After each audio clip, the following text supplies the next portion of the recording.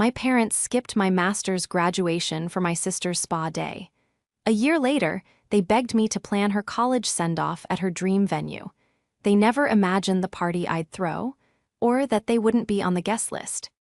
This is where the story truly begins, and you won't want to miss what happens. Make sure you're subscribed to see it through to the end. We're always curious.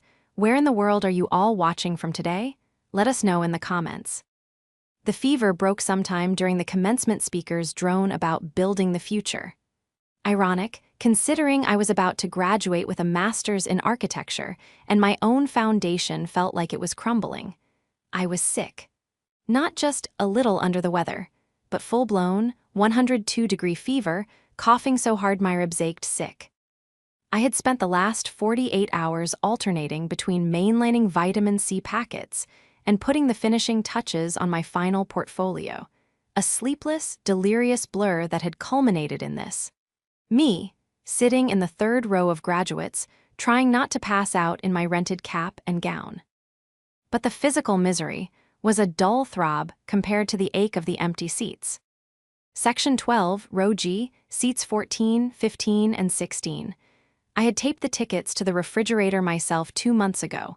My mother, Margaret, had said, "Oh, Alina, how wonderful, we wouldn't miss it for the world." My father, David, had nodded over his newspaper. My sister, Chloe, had glanced up from her phone long enough to ask if the stadium had good Wi-Fi. Now those seats gaped at me. 3 patches of empty blue plastic in a sea of cheering, beaming families. I'd tried to call them that morning. My parents' phones went straight to voicemail. Chloe's rang once, then disconnected. I'd sent a text, "Ceremony starts at 10, I'm so nervous, can't wait to see you." No reply. At first, I'd made excuses.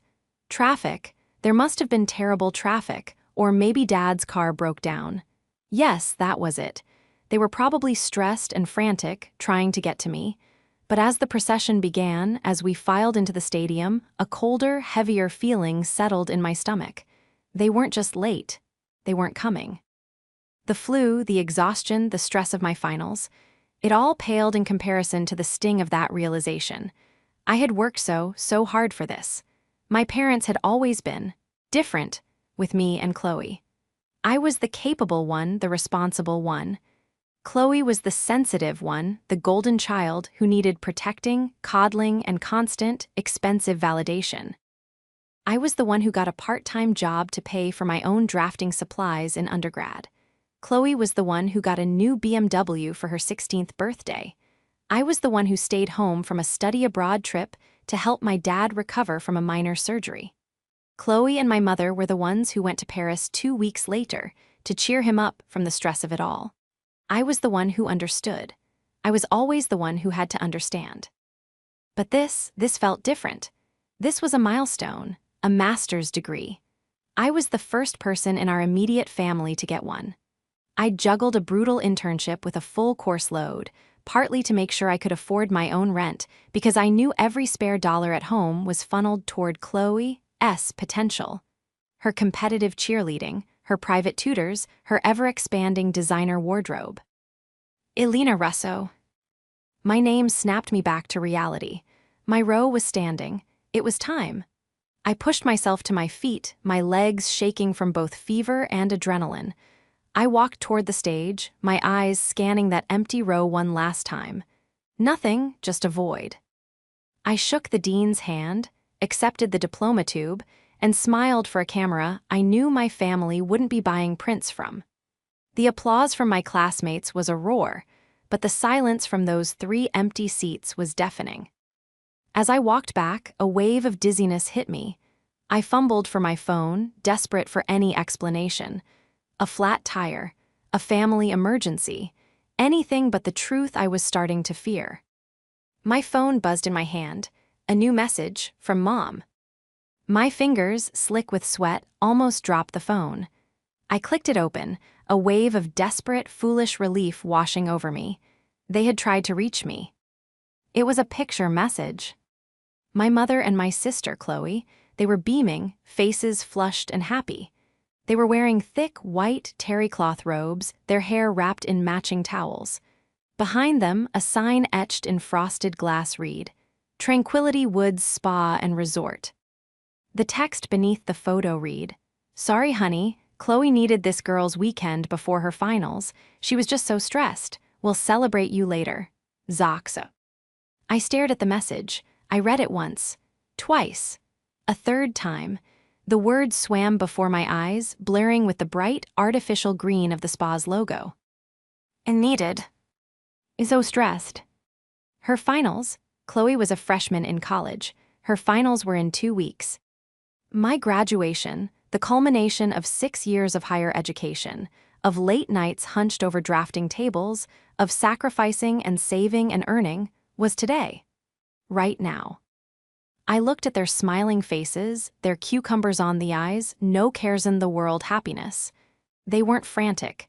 They weren't in traffic. They hadn't even forgotten. They had made a choice. They had chosen a spa weekend over my graduation. A dry, racking cough tore through me, and it felt like it was ripping something loose inside. It wasn't just phlegm. It was the last, tattered thread of the illusion I'd clung to for 23 years. The illusion that capable meant loved. The illusion that if I just worked hard enough, achieved enough, and asked for nothing, I would one day be enough. Standing there in my cap and gown, coughing into a crumpled tissue as the ceremony ended around me, I realized the betrayal was far colder than the fever. And it was a cold that I knew, deep in my bones, I would never, ever forget. The congratulations from my classmates and professors felt like they were happening underwater. Everyone was hugging their families, taking pictures, making dinner reservations. I just smiled, nodded, and eased my way through the crowd, my diploma tube clutched in my hand like a baton. My only goal was to get back to my apartment and collapse. My roommate, Sarah, who had her own family in town, took one look at me and her face fell. Elena, you look awful, and where are they? I didn't have to say who they were. I just shook my head, my throat too tight to form words. The spa photo was still burning on my phone screen. I couldn't even bring myself to show her. It felt too humiliating. Oh, Elena, she said, pulling me into a hug that I leaned into more than I meant to. Go, get in bed. I'll text you later. I nodded, grateful, and fled. Back in my small, sun-filled apartment, I threw the diploma on my desk, stripped off the gown that now felt like a costume, and fell into bed, still in my dress. The fever, the exhaustion, and the emotional gut punch formed a toxic cocktail that knocked me out cold. I woke up hours later to a dark room and a throbbing head. My phone was a blinking constellation of notifications. Texts from friends, congrats, grad, party tonight, you did it. And one missed call, from Mom. A bitter, metallic taste filled my mouth. I let it ring, and again. On the third try, I finally picked up my voice hoarse. Hello. Elena, honey, we've been trying you. My mother's voice was breezy, as if she were calling to chat about the weather. Did you have a nice day? I graduated, Mom, I said, the words flat and heavy. I know, we're so proud. Listen, the service here is just awful. We've been in the mud baths all afternoon. Chloe was hilarious. She said she felt like a hippo. Margaret laughed, a bright, tinkling sound that made my teeth ache. You missed it, I said. There was a pause. The breeziness faltered just for a second. Well, yes, honey, I explained. Chloe was just at her wit's end. This freshman year has been so hard on her, and with finals, you know how she gets. You're so capable, you've always handled pressure so well, we knew you'd understand. I knew you'd understand. The family motto. The dagger that was always twisted with a smile. I had a fever of 102, I whispered. I was sick. Oh goodness, see, you probably shouldn't have even been there, all those germs. Well, you get some rest. We'll be back tomorrow and we'll take you out for a big dinner to celebrate. Your pick. Mom, I said, a strange, cold calm settling over me. Why did you even get the tickets? What? Oh, well, we fully intended to come, Elena, you know that, but this spa weekend. It was a last-minute, non-refundable booking Chloe found, and it was just such a good deal, and it was the only weekend they had. It was just, Bad timing. Bad timing. My graduation was bad timing. And Dad? I asked. Oh, he's right here. I heard her pass the phone over. Elena, proud of you, kiddo, my father's voice rumbled, distant and awkward. Big day. You thought a spa was more important, I said. Now listen, he started, his voice shifting into that placating, don't make your mother unhappy tone. Your mother and sister needed a break. You're an adult now. You know how these things go. We'll see you tomorrow. Before I could say another word, the line clicked. He had hung up. I sat in the dark, the silence of my apartment amplifying the ringing in my ears. They hadn't apologized. They hadn't even felt guilty. They had justified it, minimized my feelings, and moved on. The big dinner they promised would be all about them, about how they were celebrating me, absolving themselves of any wrongdoing over a $50 plate of pasta. I thought about the last 6 years, the sacrifices, the casual, constant preference for Chloe. This wasn't a single event, it was a pattern. And a deep, structural flaw in the foundation of our family. And as an architect, I knew all about structural flaws. You can patch them, you can paint over them, but eventually, the building will fail. I got up and went to my desk, my reflection a pale oval in the dark window. I opened my laptop and pulled up my personal finances, the spreadsheets I kept meticulously. I looked at my student loans, my savings, my budget for my new junior architect job that started in 2 weeks. Then I opened a separate folder, one I rarely looked at. It was an inheritance from my grandmother, my father's mother, a stern, quiet woman who had always looked at me with an unnerving, knowing gaze. She had left her small, paid-off duplex in a transitioning neighborhood to me, and only me, in an ironclad trust that I gained full control of on my 23rd birthday, which was last month. My parents knew about it, of course, but they'd always dismissed it. Oh, that old thing, Margaret would say. The taxes must be a nightmare. You should just let your father handle it. But I hadn't. I'd read the fine print. I'd met with the lawyer. I knew exactly what it was worth. It was my safety net, my escape plan. They always saw me as the reliable one, the one who would just understand. They had forgotten about Grandma's gift. They had forgotten I was the one who read the fine print. I closed the laptop, the cold calm still settled in my chest. I wouldn't go to the celebration dinner. I wouldn't text them. I wouldn't call. I would just stop. Stop being the capable one. Stop being the one who understands. Let's see how long it took for them to notice. The big dinner text came the next day. Tuscany Grill at 7, be there? I didn't reply. At 7:15 my phone buzzed. Running late. At 7:45 a call, I let it go to voicemail. Elena, this is ridiculous. We're here. We ordered you an appetizer. Call me. Margaret's voice was tight with annoyance. At 8:30 a final text from Chloe. Wow, way to ruin your own party. Mom's mad. The silence that followed was glorious. It lasted for 2 weeks.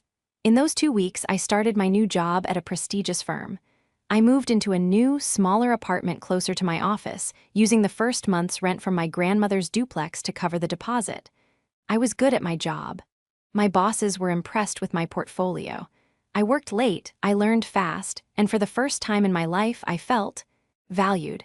My capability was an asset, not an expectation.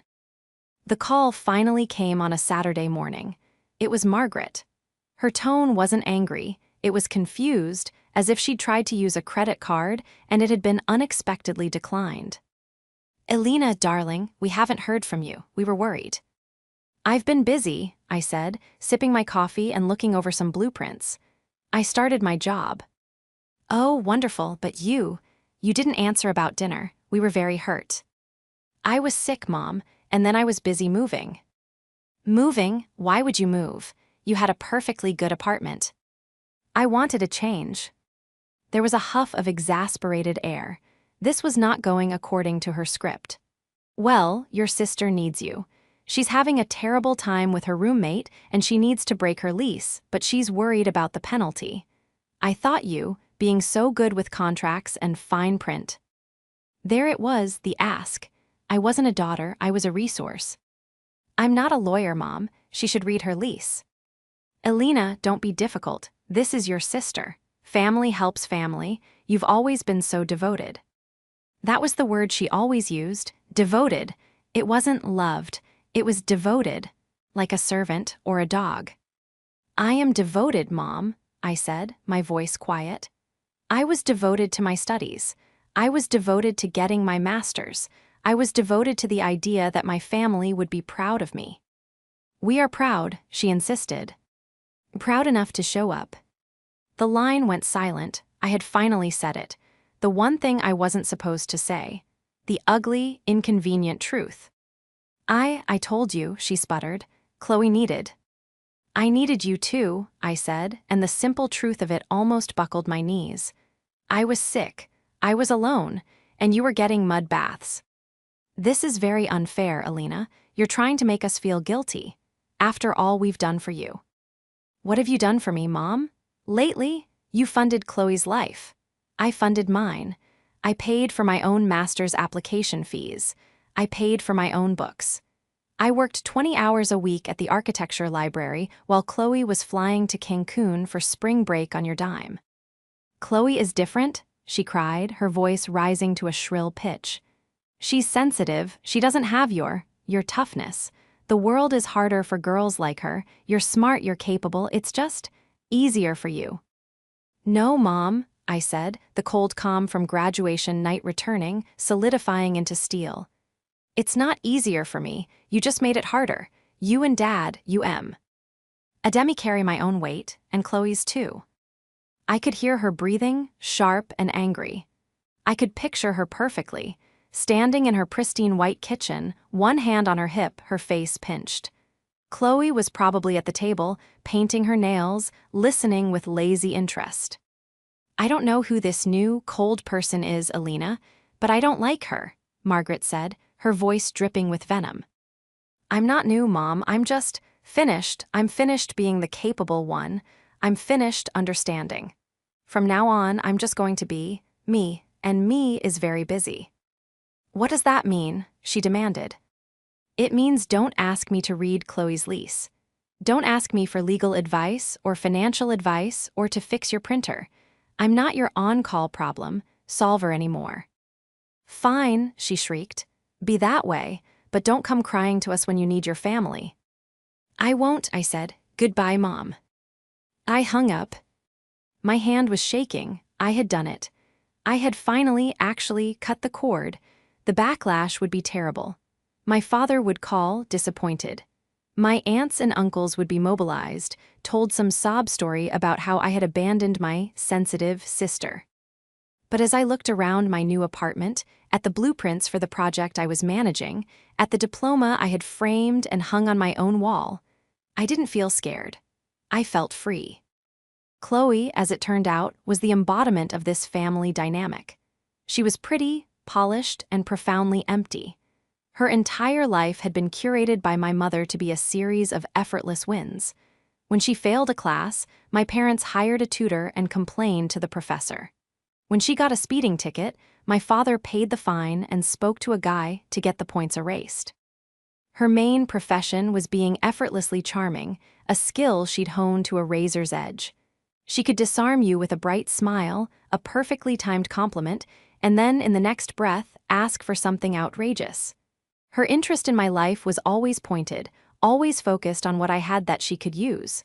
My car, my professional camera, my connections. This time, they wanted my help, my taste. They had no idea that the one thing I'd been building, all on my own, was a new life.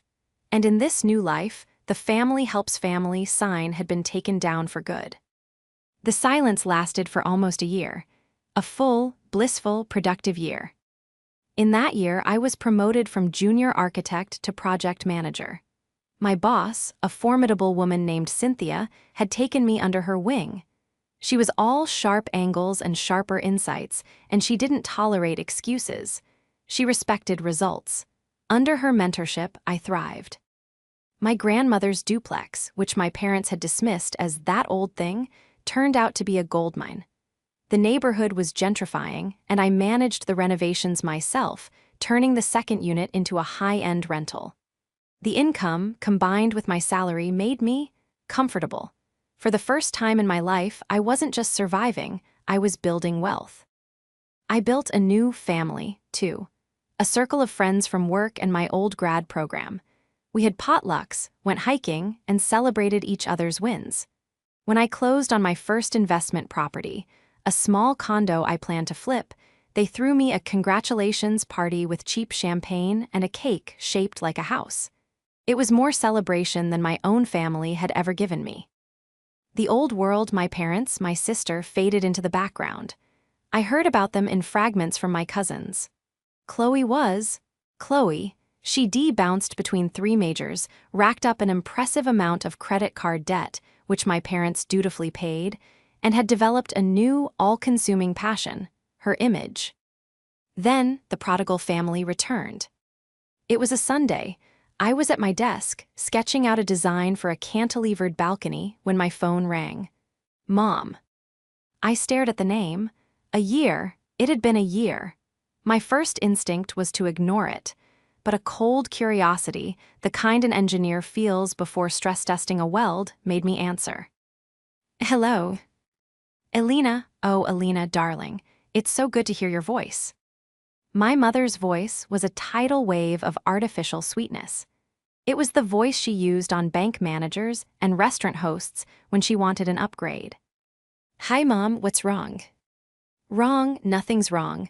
Can't a mother just call her daughter, I've missed you? The lie was so blatant, it was almost impressive. You've had my number for a year, Mom, I said, leaning back in my chair.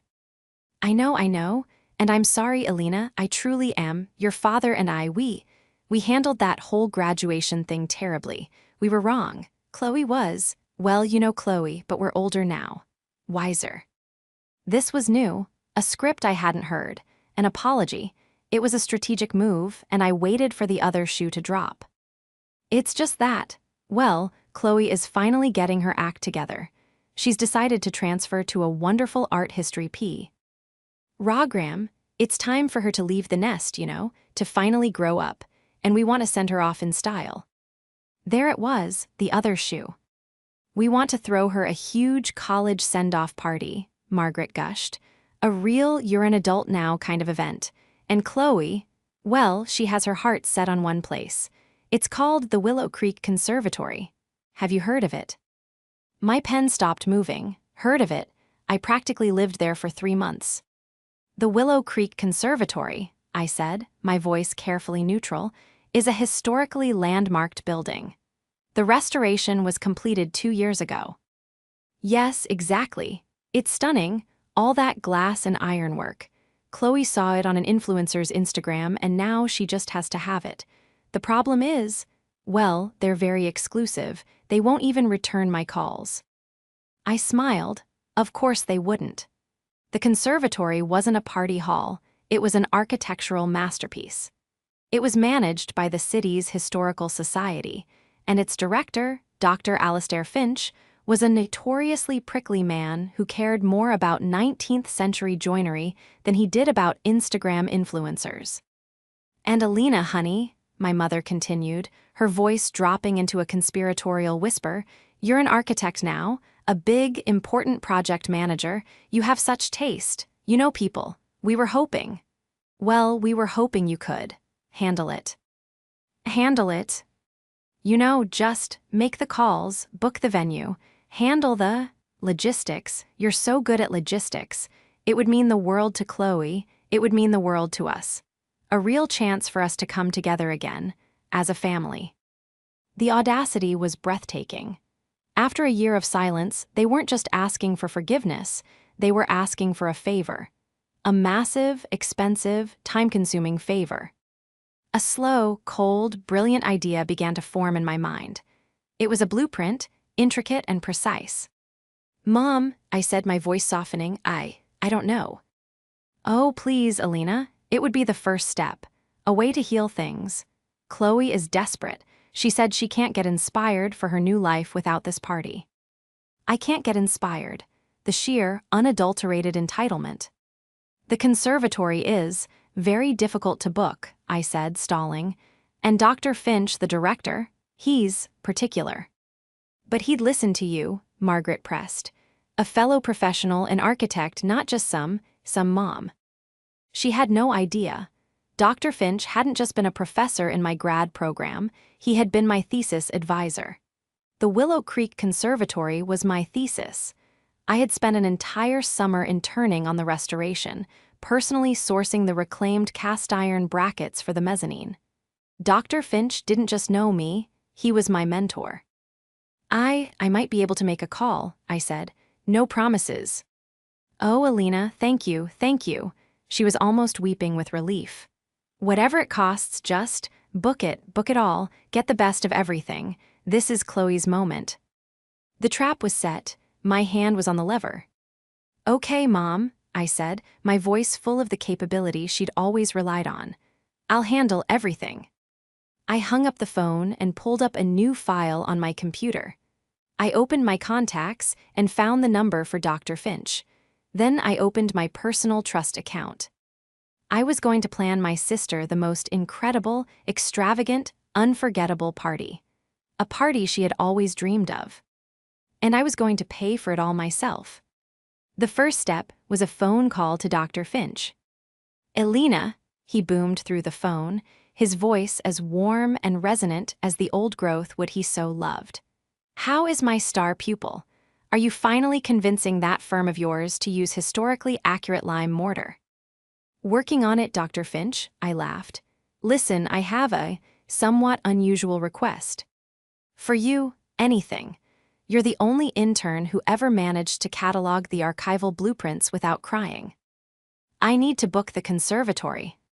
He sighed. Oh, Alina, please don't tell me you're starting a lifestyle brand. We're overrun. We've had 3 different influencers try to stage a fake wedding here this month alone. Nothing like that, I promise. It's personal. I want to host a private gala. A professional achievement and gratitude event, I'm calling it, to thank all the mentors and colleagues, like you, who supported me through my master's. A gratitude gala? My dear girl, that's the most civilized thing I've heard all year. Of course, take any date you want, it's yours. No charge for the venue, naturally. Consider it a long overdue graduation present. I felt a pang of guilt. Dr. Finch, that's too generous. I can't accept that. Nonsense. The board has a community engagement fund for exactly this. You're a credit to the architectural community. Just promise me there will be no confetti. Not a single piece, I promised. But Dr. Finch, there's one more thing. The event is sensitive. I'd like to handle all the vendors and logistics myself, and I need all communication to go through me. Only me. Can your staff be discreet? Discreet? Alina, my staff handles the egos of museum donors on a daily basis. We are fortresses of discretion. You're the client, you're in charge. Now, what's the date? I gave him the date, the Saturday before Chloe was supposed to leave for her new school. Step 1, complete. The venue was secured, and it was free. Step 2 was the investigation. I called my mother back. Okay, Mom, I've pulled some strings. It was hard, but I have a provisional hold on the date. Now I need everything. Chloe's dream list. Every vendor, every detail. Dr. Finch is particular. He insists on approving the entire vision, and he'll only deal with me. Margaret was ecstatic. Oh, Alina, you're a miracle worker. I'll have Chloe email you her vision board. The email I received an hour later was a masterpiece of entitlement. It was a 20-page PowerPoint presentation titled Chloe's College Kickoff, the Willow Creek Send-Off. It had everything: a champagne tower, a specific, wildly expensive caterer, a DJ who was huge on TikTok, a flower wall for photos, a custom-designed theme, monarch butterflies for spreading her wings, even a link to the exact 300 sequin gown she intended to wear. It was gaudy, overpriced, and utterly Chloe. And I booked all of it. I called the caterer. Yes, I'd like to book the Grand Connoisseur package. Yes, the one with the champagne tower and the ice sculpture. The event is for Ms. Elena Russo. I called the DJ, I called the florist, I called the rental company for the couture lounge furniture. I put down massive, non-refundable deposits on my personal credit card, the one linked to my trust account. I signed every contract with my name, Elena Russo. The plan was solidifying. This was no longer just a party, it was a statement.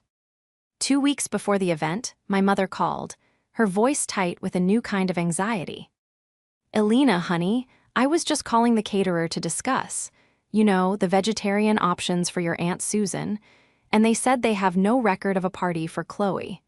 They said the event is for you. That's just a mistake, right? A mix-up. The first confrontation, it was time. No, Mom, I said calmly, sipping my tea. It's not a mistake. The contract is in my name. I'm the one paying the deposits. There was a stunned silence.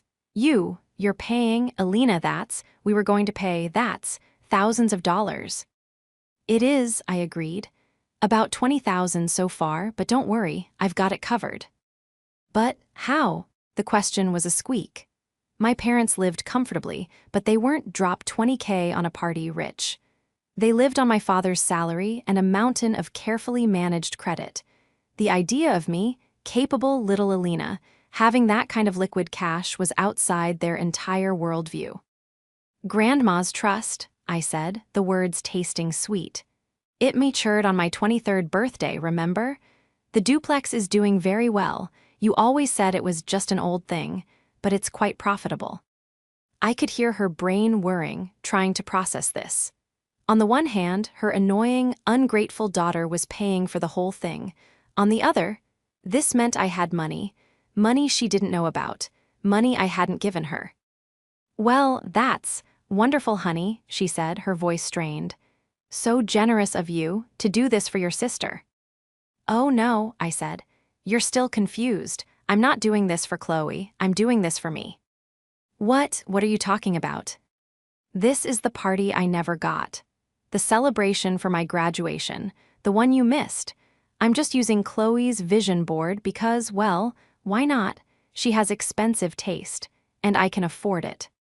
The line went so quiet, I could hear the faint buzz of the connection. She finally understood, or at least she was beginning to. Elena, that's not funny, she whispered. I'm not joking, Mom. I've booked the venue, I've paid the caterer, I've hired the DJ, and I've sent out the invitations. But, Chloe's friends, we haven't invited anyone. Don't worry, I said, my voice bright. My guest list is already finalized. Dr. Finch, my boss, Cynthia, the entire team from my firm, all those cousins who actually called me after I graduated. It's going to be a wonderful night. I'm so glad you're all coming to celebrate me. You can't, she sputtered. This is Chloe's party, we'll sue you. I laughed, a real, genuine laugh. Sue me? For what? For throwing myself a party? For paying for it with my money? You're the ones who asked me to handle it. And I have. The contracts are in my name. The money is from my account. It's my party. Chloe, who had clearly been listening on speaker, let out a sound like a tea kettle boiling over. You're a monster, she shrieked. That's my C. Hampegny Tower, my flower wall, you stole my party. Stole it, I replied, my voice turning to ice. That's rich, coming from the girl whose spa weekend stole my graduation. You can't steal something that was never yours, Chloe. You just provided the inspiration. And for that, thank you. I hung up. I clicked send on the final batch of e-invitations. The subject line, you're invited, an evening of gratitude and new beginnings. The trap wasn't just set, the door was shut. The week leading up to the party was a symphony of chaos, and I was its silent, smiling conductor. My phone blew up. First, it was my mother, leaving a string of increasingly hysterical voicemails. They careened wildly from Elena, you are breaking this family apart, to honey, let's just talk about this, we can compromise, and my personal favorite, your father is very disappointed in your lack of couth. Then came my father, the passive enabler, finally roused to action. Elena, his voicemail began, his voice heavy with forced gravitas. This, this stunt, is deeply immature. You are hurting your sister. You are embarrassing your mother. Whatever point you think you're making, you've made it. Now be a good girl, call the vendors, and put your sister's name on the event." He, too, was met with silence. Chloe, predictably, took to social media. She didn't name me, of course. She posted a tearful, black-and-white video to her Instagram story. "Just feeling so betrayed right now," she whispered, a single tear tracing a perfect, glittery path down her cheek. "You think you know people, and then they just take your entire dream from you. Pray for me." It was all so predictable. They were so used to me being the capable one, the one who absorbed their drama and quietly fixed their problems, that they had no idea how to handle strategic Alina. They thought this was a tantrum. They didn't realize it was a demolition. Meanwhile, I was building my case. My invitations had been met with overwhelming enthusiasm. My colleagues were thrilled. My mentors, like Dr. Finch and Cynthia, were touched.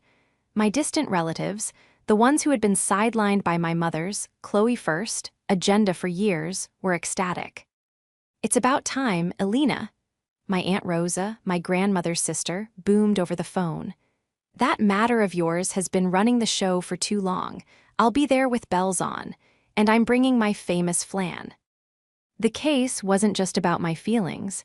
It was about hard, cold facts. I had the receipts, all of them. The final confrontation happened, as I knew it must, in person. It was the day before the party. I was at the conservatory, doing a final walkthrough with the florist. We were discussing the precise shade of coral for the lounge pillows when the glass doors of the atrium burst open.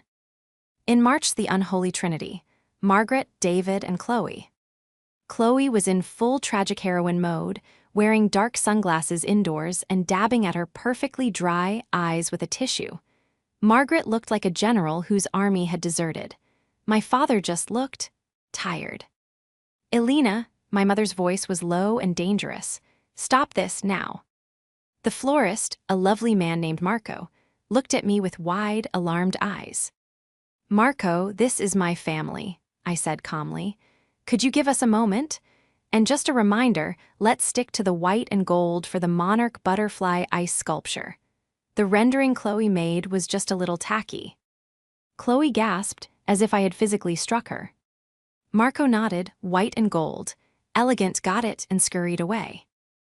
"How dare you," Margaret hissed, marching right up to me. "How dare you humiliate us like this?" "I'm not humiliating you, Mom. You're doing a wonderful job of that all on your own." "This is my party," Chloe shrieked, ripping off her sunglasses. Her eyes were red, but from crying or rage, it was hard to tell. "You tricked us. You used my vision board." "I did," I agreed, checking my watch. "And it was very helpful, though your taste in DJs is questionable, but I hired him anyway. He's very excited." "Alina, this is enough," my father said, stepping forward. "You've had your fun, you've made your point. Now we are here to take over the contracts. We'll reimburse you for the deposits. This party is for Chloe." I smiled. It was time to present the irrefutable proof. "Reimburse me? Oh, Dad, you can't." "Don't be ridiculous. I'll write you a check right now." "You can't," I repeated, "because you can't afford it. And even if you could, the contracts are non-transferable. I'm the client, Ms. Alina Rosso." "We'll see about that," Margaret snapped, pulling out her phone. "I'll call the caterer myself and tell them what?" I interrupted. "That the woman who paid them in full 2 days ago isn't the real client, that the actual clients are the ones who haven't paid, who couldn't pay." I walked over to my briefcase, which I'd set on a bistro table. I pulled out a single-page document. "This," I said, "is the final, itemized invoice. Total cost, $28,450. I paid it from my trust account. The one grandma left me. The one you told me to let your father handle." My father's face went ashen. He knew their financial situation. He knew they couldn't write that check without leveraging their house. But, Chloe was the one who was truly breaking. The reality was crashing in on her. "It's not fair." "No," I said, turning to her. "It's not. It wasn't fair that I worked 2 jobs to pay for my tuition while you went to Cancun. It wasn't fair that I studied for my finals in a hospital waiting room while Dad had his minor surgery, while you and Mom were in Paris. And it really wasn't fair that I sat alone, sick with the flu, at my own master's graduation, while you and Mom got mud baths. The atrium was silent. My father wouldn't meet my eyes. My mother's face was a mask of cold fury. "This isn't just a party, Chloe," I said, my voice quiet but echoing in the huge glass space. "This is a consequence. This is the bill coming due. You've all been living on my capability for my entire life. You've been dining out on my understanding. Well, the bank is closed. The account is empty." "So you're not going to let us in?" Chloe whispered, her voice a child's. "Oh no," I said. "You're all invited. In fact, I'm counting on you to be here." My mother looked up, suspicion in her eyes. "What?" "Be here tomorrow night, 7 p.m., dressed to the nines. I wouldn't want you to miss it." I picked up my briefcase, straightened my jacket, and walked past them. You're letting us come," my father called after me, a pathetic note of hope in his voice. I stopped at the door and looked back. "I'm not letting you come," I said. "I'm expecting you. After all, what's a party without a main event?" They didn't understand. They thought it was a concession, an olive branch. They still had no idea what I was capable of. The night of the party, I felt a calm I hadn't felt in my entire life. I had spent the afternoon at a spa, a real one, not the cut-rate resort Chloe and my mother had frequented. I'd had a massage, a manicure, and my hair and makeup professionally done. I wore a custom-made gown in a deep, architectural emerald green. It was elegant, powerful, and cost more than my first car. I arrived at the conservatory at 6:30 p.m. It was breathtaking. Marco the florist had outdone himself. The atrium was filled with white orchids and elegant gold accents. The monarch butterfly, ice sculpture, was a glistening, abstract masterpiece. The lounge furniture was arranged in intimate, sophisticated pods. The DJ was playing a surprisingly tasteful ambient set, and in the center of it all, the champagne tower waited, a pyramid of shimmering crystal. My guests began to arrive. Dr. Finch, looking dapper in a velvet blazer, kissed my hand. "Elena, my dear, you've saved this building. It's never looked so beautiful." Cynthia, my boss, arrived with her husband, handed me a bottle of 30-year-old scotch, and said, "Russo, good. You're finally learning to spend your money on things other than antique drafting tools." My Aunt Rosa arrived with a phalanx of cousins, her flan held high like a trophy. "She's here, the queen. Look at you, Mija. You look like your grandmother." The room filled with laughter, with congratulations, with people who were there unequivocally for me. It was overwhelming. At 7:15 p.m., they arrived. I saw them through the glass doors, Margaret, David, and Chloe. They were, as I'd instructed, dressed to the nines. Chloe was in her 300-sequined dream gown. Margaret wore a stiff mother-of-the-bride dress. My father was in his best suit. They looked like a perfect, happy family. They marched to the front door, where I had stationed 2 professional, very large security guards. I'd also hired a lovely young woman named Anya to manage the guest list on a tablet. I watched from the mezzanine as they approached. "We're here for the party," Margaret announced, her voice a little too loud.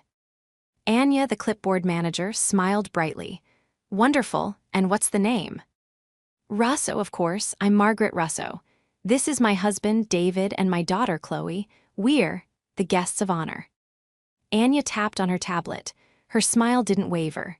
I'm sorry, I don't have a Margaret, David, or Chloe Russo on the list." "What?" Margaret's voice cracked. "That's ridiculous. This is our party. Elena." She had spotted me. I smiled, waved, and began my descent down the grand, cast-iron staircase. Every eye in the room turned. The music softened. I felt like the star of my own movie. "Mom, Dad, Chloe," I said, my voice amplified just slightly by the atrium's perfect acoustics. "You're here. Wonderful. I was so worried you wouldn't come." "Elena, what is the meaning of this?" my father demanded, his face turning a dangerous Shah. Duov read as he saw the security guards. "Tell this young woman to let us in." "Oh," I said, feigning confusion. "But you're not on the list." "That's not funny, Alina," Chloe snapped. "This is my dress, my theme, you can't just not let me in." "I can," I said, my voice hardening. "Because, as I've explained, this is my party, paid for by my money, at a venue I secured, to celebrate my graduation." I turned to the assembled guests, who were watching with rapt attention. "Everyone," I called out, my voice clear and strong. "Thank you all for coming. As you know, I called this a gratitude gala, and I meant it. I wanted to thank all of you, my friends, my mentors, my real family, for supporting me. A year ago, I graduated with my master's degree. It was a big day for me, but my immediate family, Margaret, David, and Chloe here, couldn't make it." A murmur went through the crowd. Aunt Rosa crossed her arms, nodding slowly. "You see," I continued, "they had something very important to do. Chloe, my sister, was so stressed before her freshman year finals that my parents took her on a spa weekend instead." The murmur turned into a collective, scandalized gasp. Dr. Finch looked positively thunderous. "For a year," I said, looking right at my mother, "I have waited for an apology, an acknowledgement, anything. Instead, a year later they called me, not to apologize, but to ask me to plan this party, Chloe's dream send-off. They wanted me to use my taste, my connections, my capability, to give them this." I gestured to the beautiful room. "And so I did," I said. "I used my connections to get the venue. I used my money, the money from the grandmother they ignored, to pay for it all. I used Chloe's vision board to plan it, and I invited everyone who actually matters to me." "Alina," my father pleaded, his voice breaking, "don't do this." "Do what, Dad? Tell the truth? You taught me that actions have consequences. This is a consequence. You all taught me that family is just a word you use to get something. Well, I'm learning to use it too, and my family is in this room. You are not." Chloe finally broke. It wasn't the slow, tragic heroine tear. It was an ugly, gulping, furious sob. You ruined my life. I'll never be able to show my face again." "You'll be fine," I said, my voice flat. "Mom and Dad will buy you a new party. They always do." I turned to my mother. Her face was white, her eyes full of a hatred so pure it was almost beautiful. This isn't over, Alina," she whispered. "Oh, yes, it is," I said. I turned to the security guard. "Anya, my name is Alina Rosso. These 3 people are Margaret, David, and Chloe Rosso. They are not on my list. They are trespassing." The guard stepped forward. "Ma'am, sir, you'll have to leave." They just stood there, stunned, defeated.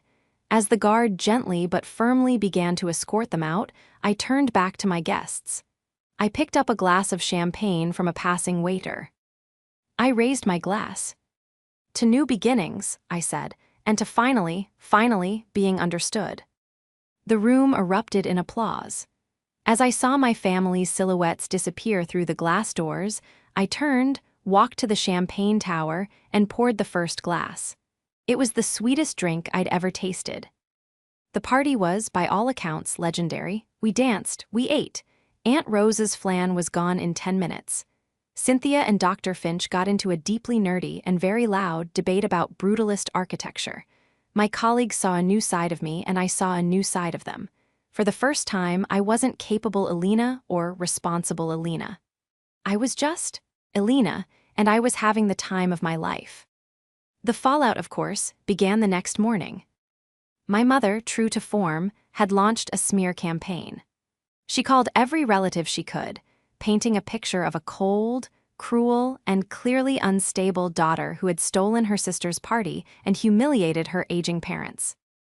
It backfired spectacularly. "Alina," came the call from my Uncle Mark. "Your mother just called me, said you threw a party and kicked her out." "That's about the gist of it, Uncle Mark," I said, bracing myself. He was silent for a moment. Then he roared with laughter. "Good for you, kid. It's about time someone put Margaret in her place. She's been insufferable for 30 years. Your grandmother, God rest her, always said you were the only one in that house with a steel spine. I guess she was right. The consensus was the same.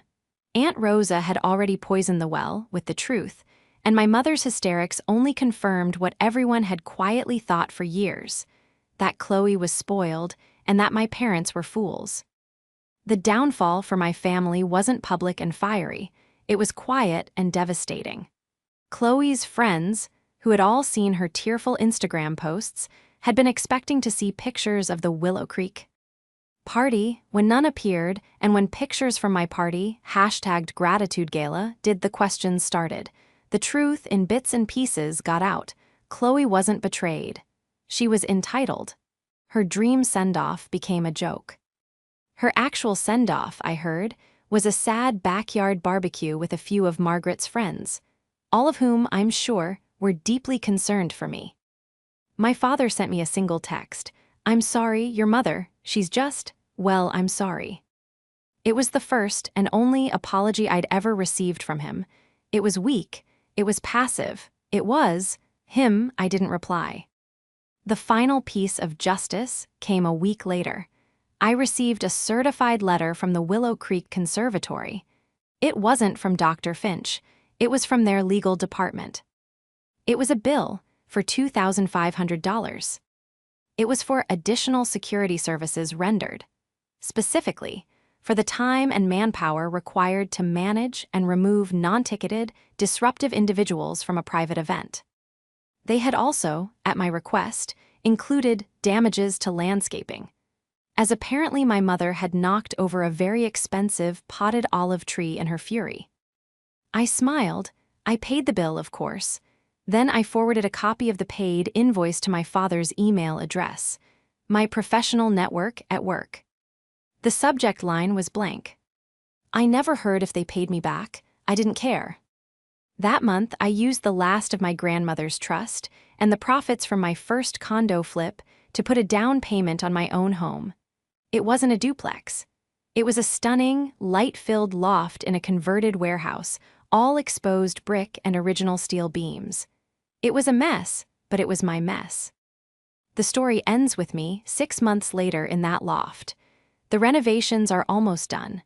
I'm sitting on a concrete floor, my blueprints for my life spread out around me. My phone buzzes. It's not my family. It's my friends wondering when my housewarming is.